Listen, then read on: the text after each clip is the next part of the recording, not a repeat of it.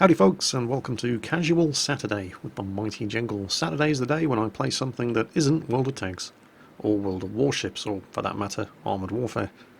And today we're going to be taking a look at the new upcoming survival mode in Ubisoft's The Division, or at least we're going to be taking as much of a look at it as I've been able to. There's a little bit of controversy surrounding Ubisoft at the moment. They'd been shouting as hard as they could to anybody who would listen that if you bought the Season Pass for The Division, you would get access to survival mode on the public test server. The word on the street was that the new survival mode was absolutely awesome, and so a lot of people were tempted to go out and buy a season pass for The Division purely and simply to be able to get a early hands-on of the new game mode on the public test server. Unsurprisingly, just about everybody who was on the public test server was playtesting survival, which meant that hardly anybody on the test server was playtesting the balance of the new 5th tier of open world content. Ubisoft fixed this problem in their own inimicable way by turning survival mode off just a couple of days after the public test server went up, and this certainly fixed the problem of nobody playtesting open world content.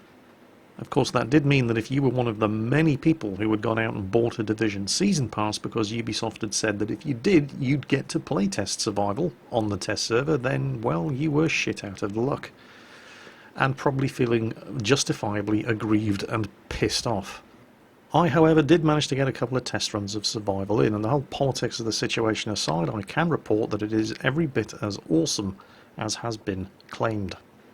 Survival mode begins with you lost and stuck just outside the dark zone in central Manhattan without a pot to piss in or a window to throw it out of. You and up to 24 other agents are all on the same survival instance with the objective of reaching the extraction point in the center of the dark zone in the middle of Manhattan before you die to the infection that you contracted when you got injured in the crash of your helicopter as you were inserted. The infection isn't the only thing that can kill you in survival mode, however. You start off inside a safe area. It's nice and warm in the safe area, and you get your first dose of painkillers, which will retard the progress of the infection that is eventually going to kill you. There's also a crafting bench, and you are going to need this crafting bench because, remember, the extraction point is inside the dark zone, and you can't go into the dark zone without a virus filter, and you don't have a virus filter yet. So you're going to have to make one. And in order to do that, you're going to have to scavenge resources. It's not just the infection that's going to kill you, however. Your helicopter crashed in the middle of the worst blizzard to hit Manhattan in 40 years. The temperatures drop as low as minus 30 degrees outside. And you're wearing a ruptured plastic survival suit, so you're also going to have to make yourself some warm clothing in order to survive the temperatures outside the safe area. As soon as you're up and running, you definitely want to have a good look around the safe zone, because there are not many, but there are some resource containers that contain gear that you can use to start crafting your first pieces of survival gear. So what kind of survival gear are we talking about here? Well, actually, it's the cosmetic clothing that you really don't pay an awful lot of attention to when you're playing out in the open world. Each item of cosmetic gear now has a thermal rating, which indicates the kind of temperatures that they will protect you from. And survival mode does a lot of this. You're going to find when you're playing survival that a lot of what up until now you've considered useless items, consumables like water and candy bars, and cosmetic clothing, can suddenly save your life when you're playing in survival. Cosmetic clothing is now going to keep you warm, allowing you to stay outside in the blizzard for longer before the cold starts to kill you. Food consumables like candy bars are also going to have a critical effect on your ability to survive. The more hungry you are, the slower your health bar is going to recover from damage that you sustain, and if you get hungry enough, your health bar isn't going to recover at all. Thirst also becomes a factor. Water consumables influence how aware you are of your surroundings. You really don't want to be stumbling around outside in the blizzard, passing within 15 feet of a resource container that could contain something that's going to keep you alive, and you don't notice it's there because you're dying of thirst. And as if that wasn't bad enough, there are people out there in the blizzard who want to kill you and take your stuff, and you're armed with a crappy green quality sidearm. So your mission is to stay alive and get to the extraction point, and in order to do that you're going to need warm clothing, better weapons, food, water and medicine. And you're not going to find any of those inside the safe zone. You're going to have to get outside. Now, top right corner of the screen you can see two very, very important numbers. The one that's highlighted in red is the current air temperature, minus 17 degrees. It can get as low as minus 33 if you're in the open and there's a blizzard blowing. The number next to that, minus 4 degrees, indicates what kind of temperature my clothing can currently keep me alive in, minus 4. Big difference between minus 4 and minus 17, and that's why the red bar is going down. I'm going to freeze to death when that red bar empties. So I need to either get inside, find a source of heat, or make myself some better clothing. Hopefully all three. I still have a couple of minutes. Oh, here we go. I can warm up here. That will do. Let's recover some body temperature. And that's bought me some more time. Let's see if we can find anything in this construction yard. It's a construction yard. There's got to be something around here. Other agents are dying. Hello, there's something in the back. Oh yes, come on, give me some stuff. It's a blue slouchy. It has a thermal rating of 14. I'm going to equip that instantly. I can now survive temperatures of minus 6. Now, I'm still going to freeze to death out here, but the smaller the difference between your current thermal rating and the current temperature, the longer you can stay out before you start freezing to death. I'm not quite completely bulletproof when it comes to surviving out in the cold, but it has bought me a little bit more time. And there's another trash can fire over there. It's not a trash can, it's an old one. Whatever, you know what I mean. That's going to buy me some more time as well. Nicely warmed up. And I can survive in the cold for a little bit longer. I can hear a trap. Yep, there it is. Thermal. That would have kept me warm very, very quickly. Right, reload the gun. And this looks like an apartment building. And there are people living in apartment buildings, or at least they were before they all died of the dollar flu.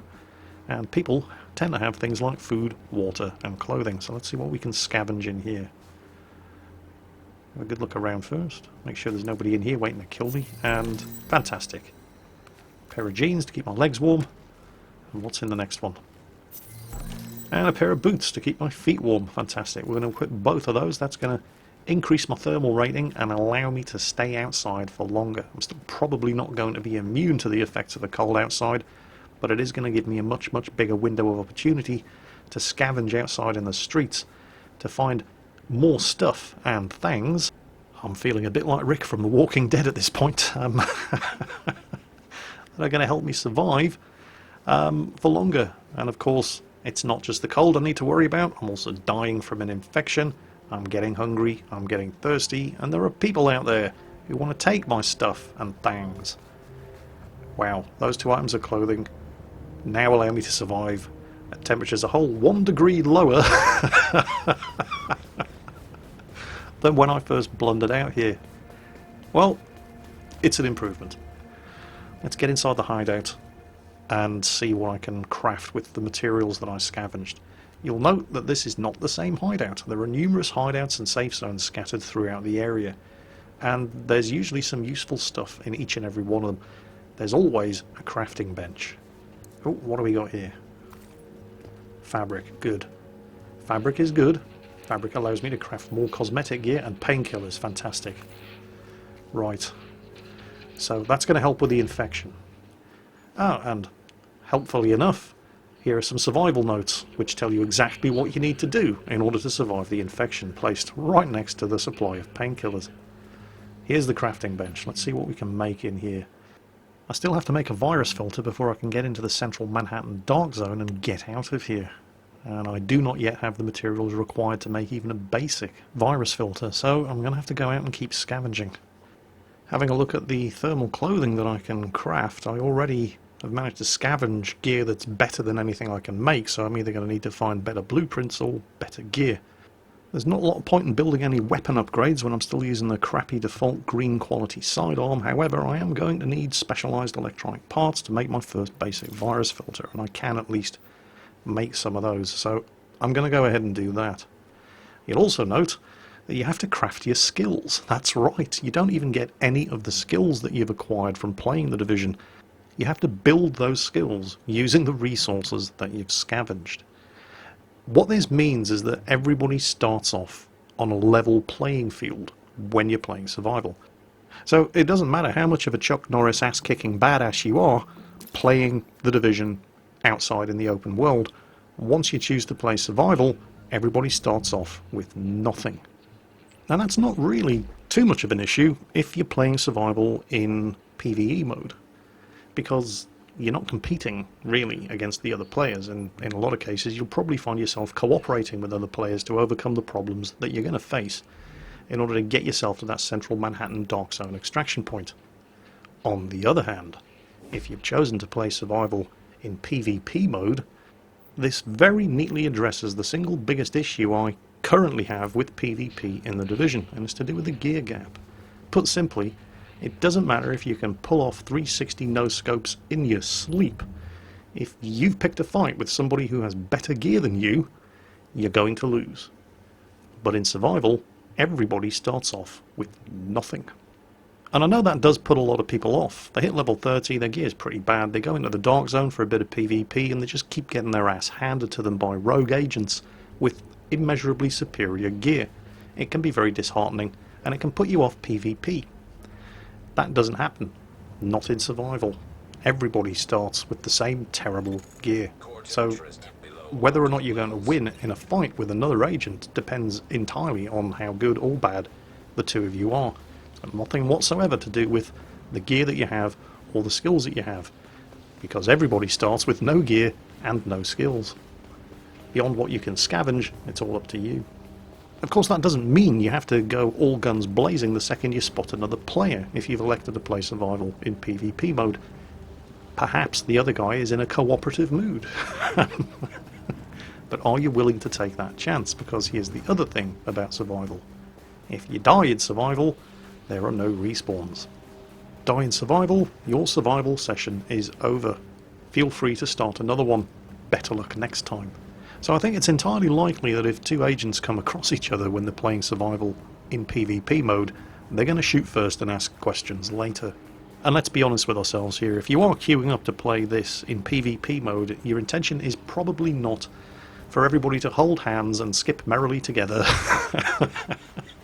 towards the central extraction point so that you can all live in peace and harmony. If you're queuing up to play in PvP mode, it's because you want to kill people and take their stuff and things. So shoot first and ask questions later. Speaking of shooting first, there's some bad guys. I'm playing, of course, because I'm a massive pussy, in PvE mode. I'm going to kill these guys, and then I'm going to take their stuff and things. Well, I'm going to try to kill them, but my gun is terrible. Come on, die. Please die. There's one. Where'd the other one go? Oh, there he is. Come on, reload. He's trying to make a break for it. Right. Oh, and he's dropped a blue. He's dropped a blue. Praise the Lord and pass the ammunition. What's he got? A commando holster, alright? Oh no, I'm freezing to death. It's minus 21 degrees out here. I didn't check how long I had to go before I froze to death when I started the fight. I need to find a source of heat, and I need to find it fast. Come on, come on. Wait, there's a fire up ahead. That'll do. Shit, I'm freezing. Come on, come on, run, run, and I'm going to live. Damn, that was close. Well, anyway, a couple of other things that may have escaped your attention, which are strictly survival mode only. Do you see the minimap? That's right, you don't, do you? There isn't one, no. Yeah, they don't believe in making things easy for you in this game mode. There is no minimap, although you do at least get a compass, which tells you which way is north. And using that compass and that compass alone, you have to navigate your way to the centre of Manhattan and the Dark Zone for extraction. Also, the rewards that you get for playing survival depend entirely on how long you survive. That's why it's called survival. So, the longer you stay alive without dying to any one of the number of things that can kill you, and the closer you make it to that extraction point, dictate what kind of rewards you gain from your survival session, with obviously the biggest rewards going to the player who manages to extract the quickest.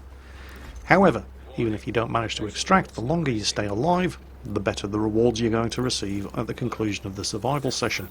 How long can you expect a survival session to last? Well, there is a hard upper limit on how long you can actually stay alive, and that's because of the infection. The infection is going to kill you, regardless of how many painkillers and antibiotics you take, because the more you take, the less of an effect they have. The infection adapts. So you can probably expect, if you're taking it slow and easy, your survival session will last an upper limit of around about 2 hours. On the other hand, if you're burning rubber and putting the pedal to the metal, the quickest you can probably expect to gear up sufficiently to survive the dark zone, hit that extraction point and get out, you're not going to get a lot of change from an hour. So this is not a casual play session. You do have to invest some time when you set down to have a survival session, but I am very, very much looking forward to it. I think Massive Entertainment have done a very, very good job with this. I love, in particular, the way that they've leveled the playing field for PvP, and they've made all of those useless bits and pieces like cosmetic, clothing, food, water, and things like that you just completely ignore when you're playing The Division out in the open world, and turn them into life-saving pieces of equipment here in survival. Things just seem to be getting better and better in The Division. The latest patch completely rebalanced the game and actually made it playable and enjoyable again. And with survival coming up, currently on the public test server, they've got this revolutionary new game mode, as well as a whole new tier of open world content, and increase to the item level cap. And I can quite confidently predict that I'm going to be losing hours and hours and hours of my life to The Division once again when the next patch goes live. So I hope that's whetted your appetite for the new survival mode coming in The Division very, very soon. Hope you enjoyed the rest of your weekend, folks, and as always, take care, and I'll catch you next time.